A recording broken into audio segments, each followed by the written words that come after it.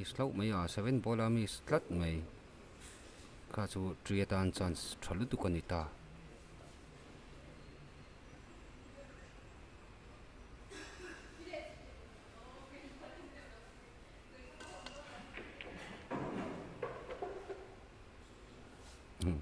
a hol na thin tri hi chu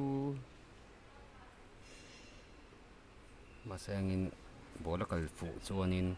adik thei reng mai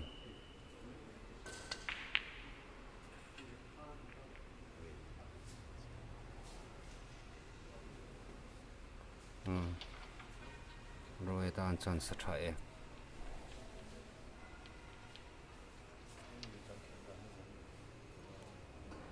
kian medium pocket atang kianin set fuung em athalu tu kurangot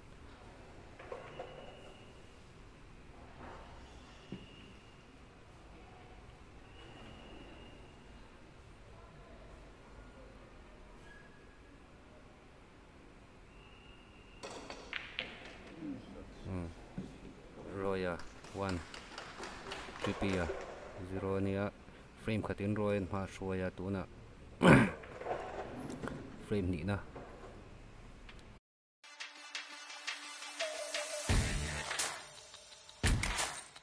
khovel pum hua pa tractor tha le shal member Mahindra tractor swan Mizoram dealer anei vele ta an tractor le man ro sang sang te hi agriculture department huaya subsidy in kut na thok tu te pek chwa thin ani Mahindra tractors by Zonon Enterprise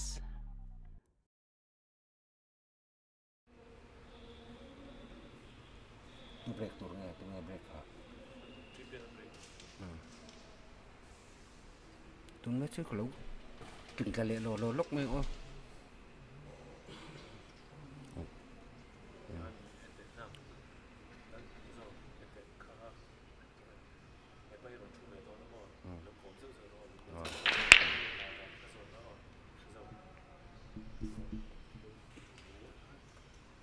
dikhanin royan a break ka a dry low maya dry break hi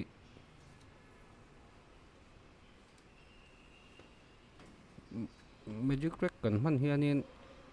dry hi a olani deuh hian ka hria in ka hria keima chuan keima pona kan break ve to china hian kha chu awa poite ve tre chu ti hianin tuna hianin kabula hianin lunglei tlangwal mel tha lak aron thu ve a lunglei tlangwal lunglei number 1 ania national po Mizoram ayat kalto aron thu ve a hei ange ni an khel dan te han zot tiang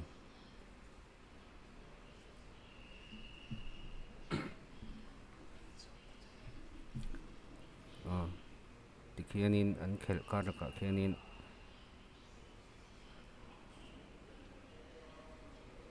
enge tlana enge an khel dan khi i mu dan an thiam i tiam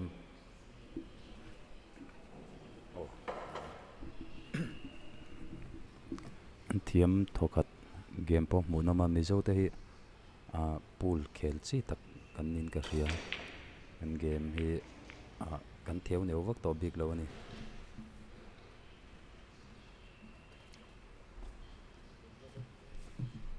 kan game khel om tak ni hian ka hria pool hi mizo te hian ai tuna pon anila kan body kan engkim mai hian a tling ve dewa pool chu snu par dei chu tlema sang deuh le eng modeu tan hian chansi tha pool te chu mai mizo ti chi om tak ni hian ka hria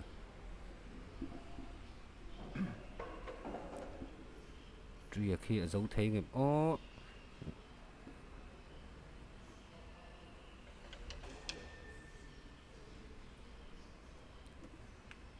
four ball khi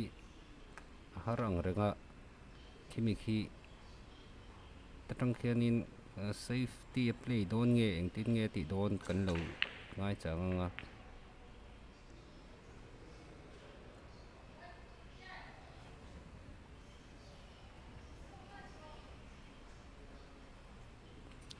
CK Hyundai Independence Day 9 ball pool championship Mizoram in kan han nei thei te hi alom om em a sponsor te an tha a players an tha boka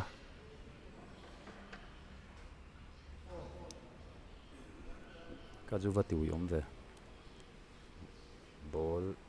follow ball aside mga lu tum hol piel tat mai hei kan commentator ti kar laga kan lo soi ve zoi ni cha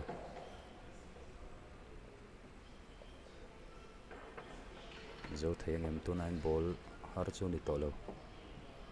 side ball pelet le kanga ava tha em 7 ball ki follow ball in side mang lek pana thaya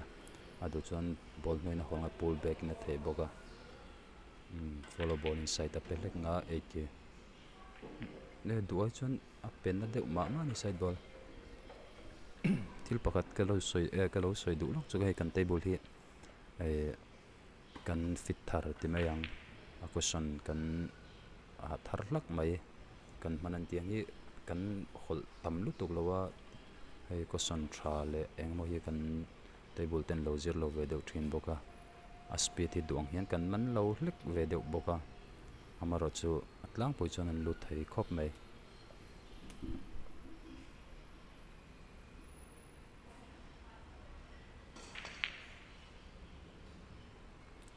kha chu avan tu yom ve roi chu set tha sin le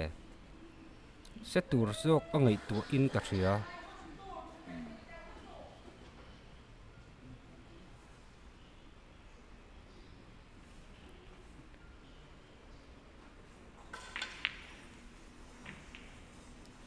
tuna hianin championship a hianin double elimination akal pui ani wangin tuna hianin achak pariat te zanin a hianin atrium a hian an lein khel dona chuanin achak lo pariat te khachu holein dora loser side lam in chingfel turin an chuk thavele don chi bok ta chuwang chuanin kan ni deuh nuaya holein dor lam chu kan live theilowa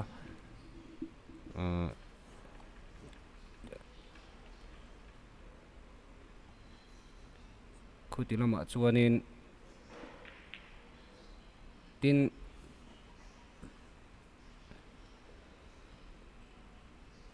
loser side lam ho po hi champion theian la ni vekani ti kha kan hriat atan karon soi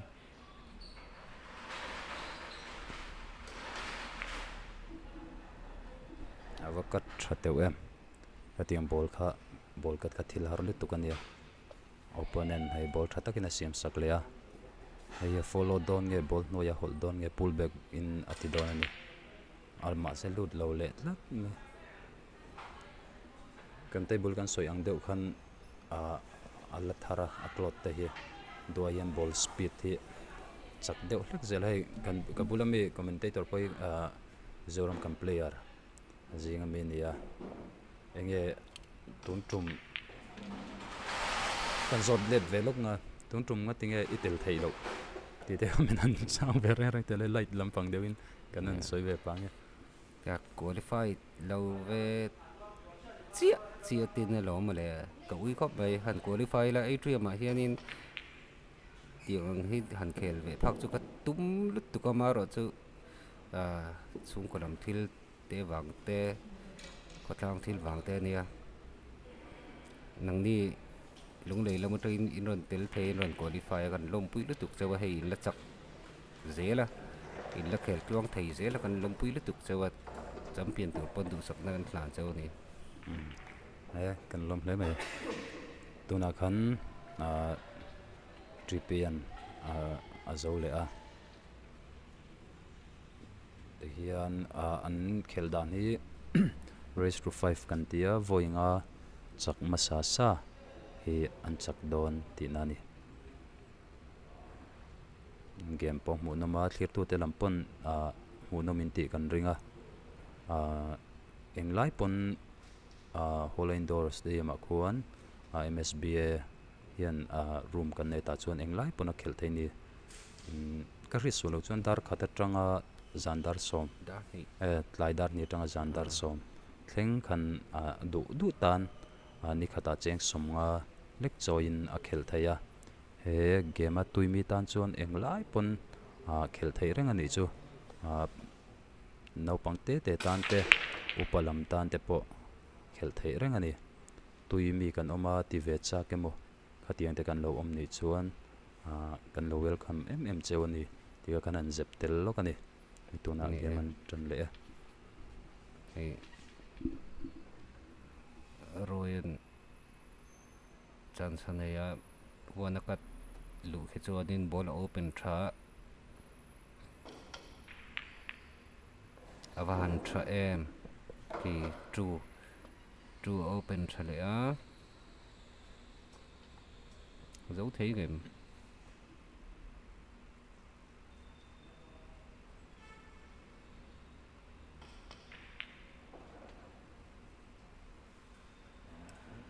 khá chú anh sẽ cần đi không một đề 3 set nan chuan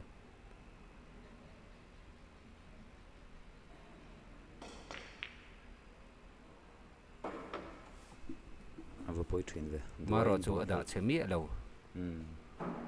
ala snook zuya maro chu tle malang mai thaya tri hi chuti karin e kan comment kara hian thil pakhat an soilok ka du chu mei chetan hian chance thai em maya national a hian Mizoram hian mei che tir tur hi kan nei ve tlat thin lo maya mei che tuimi tak tak ti thin amo ti chak ve kan om chuan mei che upo ka zir tir turin izolama kan player tha tak tak te national a voidoi lo local to te pon oma coaching zir tir kha englai pon an ti thei renga mei che te ti chak ti ve du amo khatianga tuimi tan chon ati thei renga ni tika kan lo zep ve le zo kan ni chu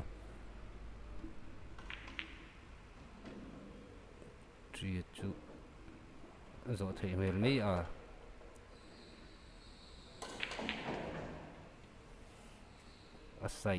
aside dik lu tu kha chu tikhianin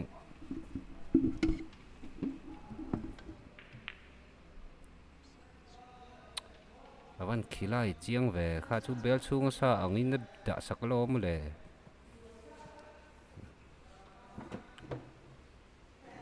với hello con dress mang ta là ô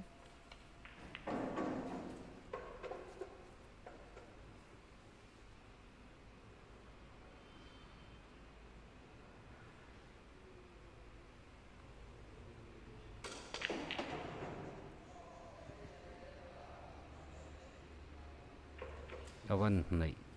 chết về thì cái con dress man nghe ngay to này kia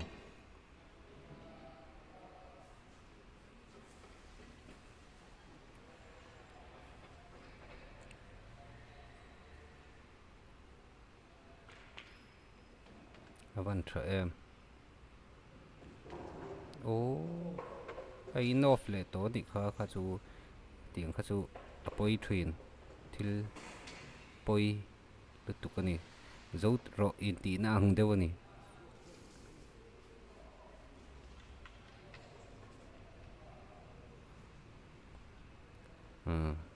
trian placing a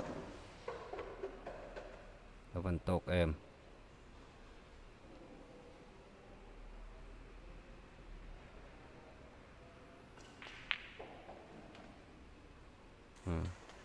three two rồi one ani kan referee khi qualified referee training chuak ani a Andrew ania kan ko duat nan chonin pa meng a kan ti ma pau khi pool player chalu tukania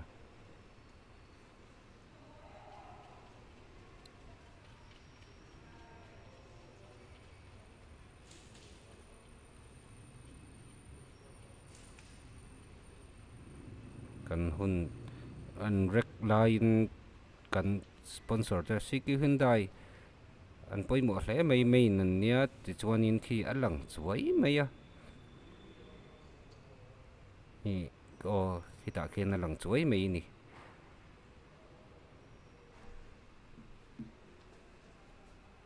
ai day celebration 9 ball pur tournament khel me kan ya tu na hian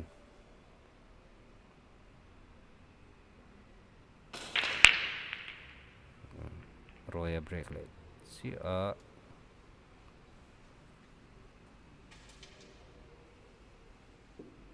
kan hriat tur chu tia triangle anga rek kan hmang ang kha ni lawa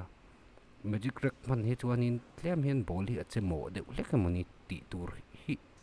ani dewa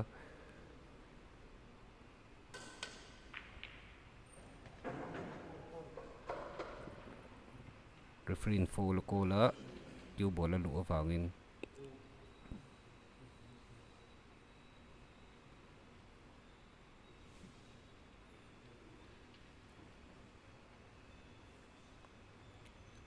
kan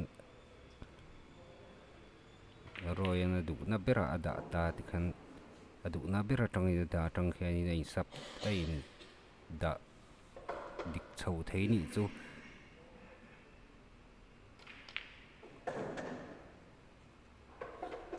ball open thle mai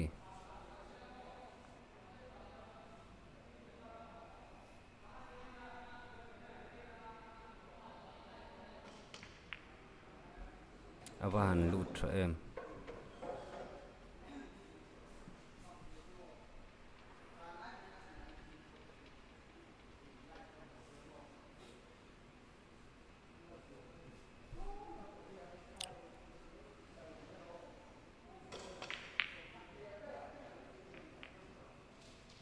kha chu akal chi lo de nge muni le tuya tan san savan thave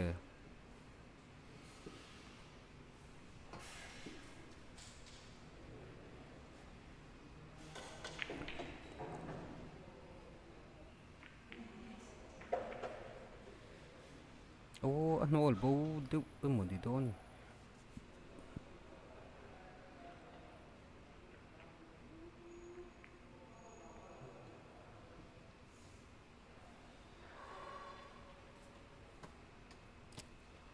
ko wada saka roy tan chuanin anak pek lo lam jok pon han hol se lu lu thei lo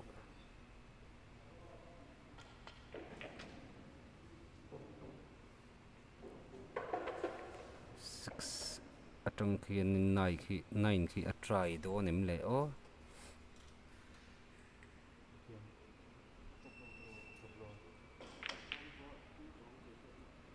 tum chu ni ama se fu lo ni kha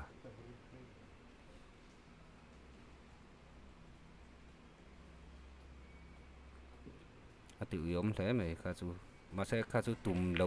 chi po ni lo shim shima abak engul dang kha om lo shim shima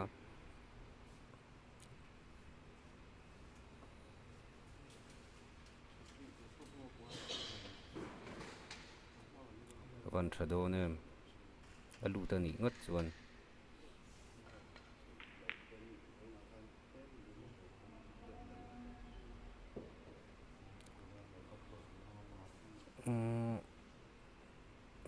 ấy hol tắt mày rồi sẽ là có lâu đừng đâu à cả anh đã sụp đấy mày à truy chú vẫn thì hậu ông rừng cái rừng ai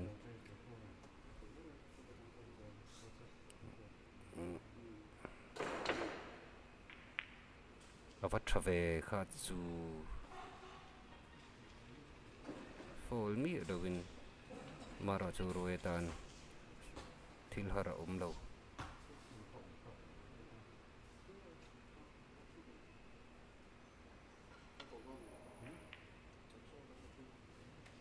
ati vele ako ko ba ba ka chop sak vele ngat ngat me ya ako ko hi anin khilai de ngar ngar me anin duat le me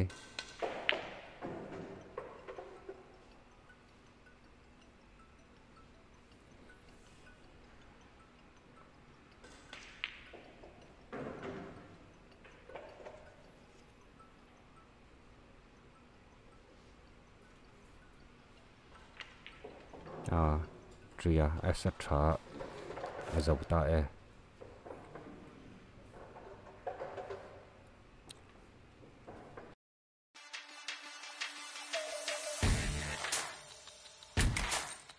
khovel pum hua pa tractor tha le shal member Mahindra tractor swan Mizoram dealer anei ve le ta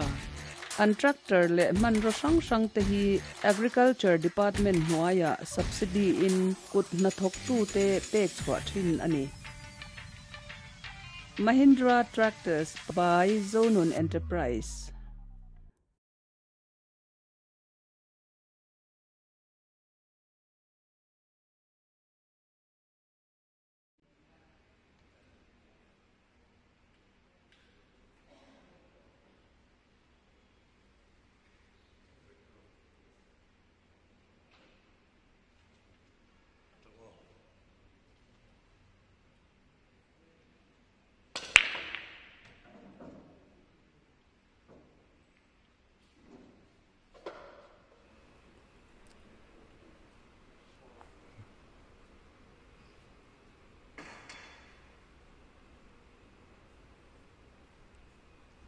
triana break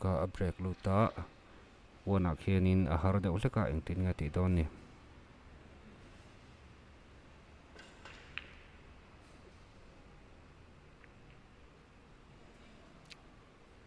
te khianin roi tan chuanin bol open tha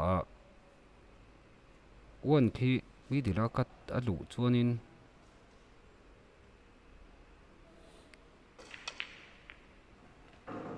khai a kha chu cue ball ada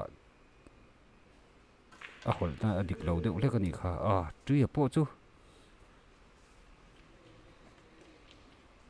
ko te lo de khan han ti seng in ko lo rin dan chuan snu ka trai do nam ko lo tia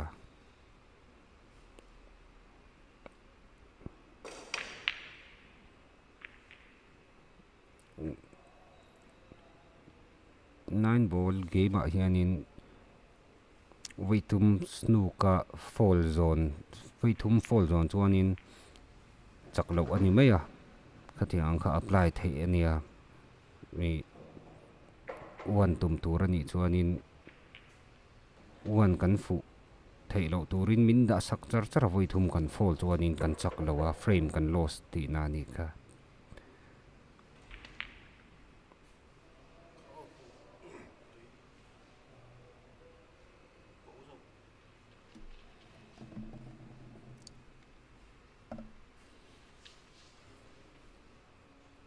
khianin tu da po khianin roya cái số nó trong khianin nó phủ đầu đậu chắc cái này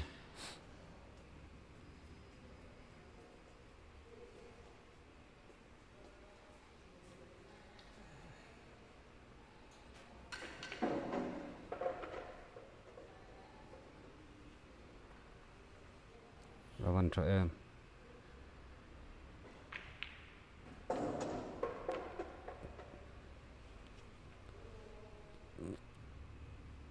tu nó cần pool table ai dream cần sop hi table tharania speed hi an na du khop maya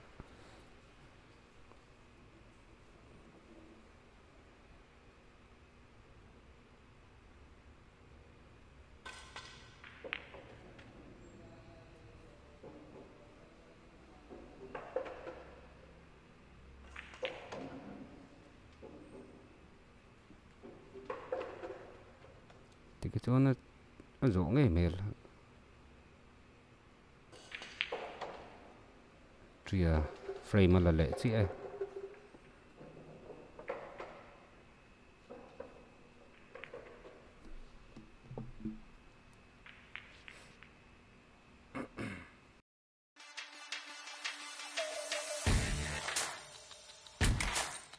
khovel pum hua pa tractor tha le shal member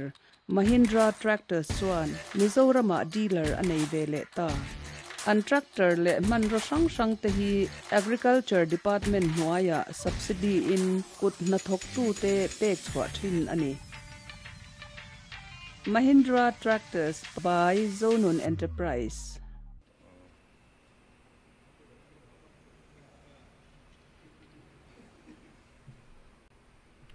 Start off. Rồi break lại chị ở.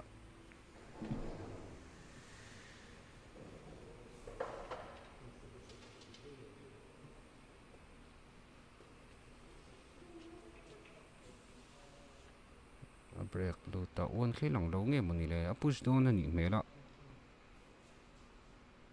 Tiếng cho nên break tu tan khi nên push khi phal anh mà sẽ snook let cho nên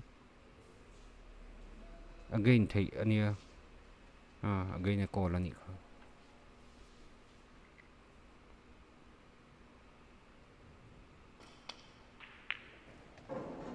anh trust về mà push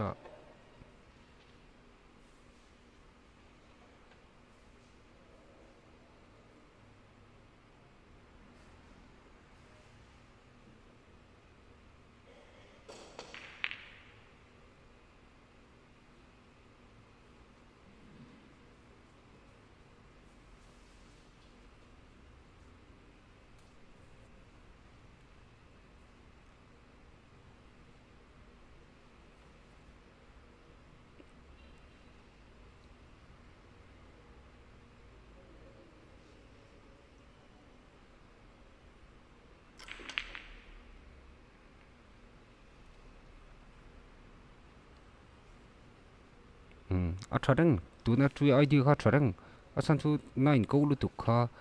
ada son de ya nine ko lu tuk khi chuan nine ball ai chuan in a lom ve thina pal hi om thei thina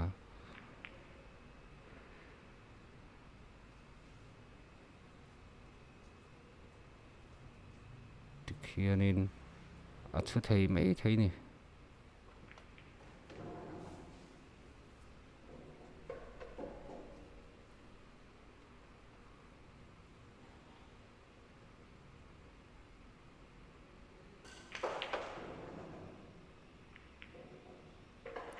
Athalu tukurangot khachu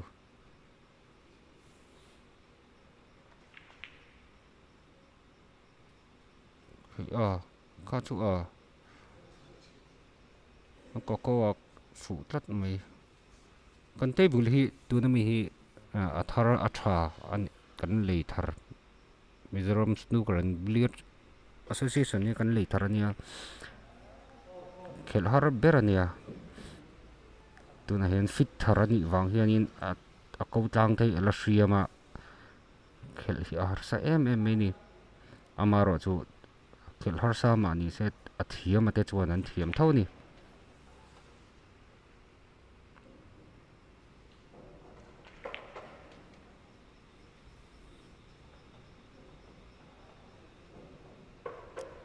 chin po khanin piu bol kha aluang deuin ka hria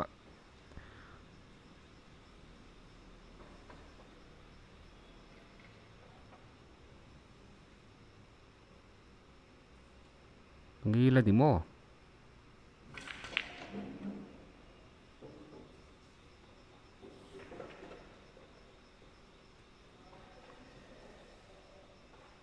alu ta thangna man nine asset ani chuanin khaju ven uyom ve roi tan chan sani ve la thung a koi tok chi le ngal box se ball ki ball a control thiam chuan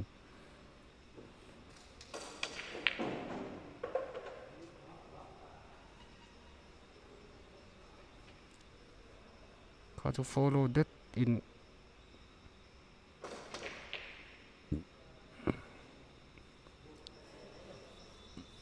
Kilaye Resalanga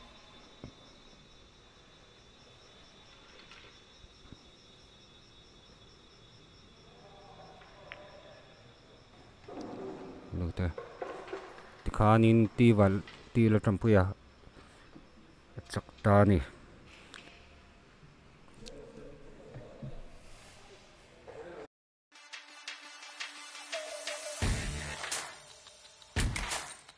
khovel pum hua pa tractor tha le shal member Mahindra tractor swan Mizoram dealer anei vele ta an tractor le man ro sang te hi agriculture department hnuaia subsidy in kut na thok tu te pek chhawpchhuah thin ani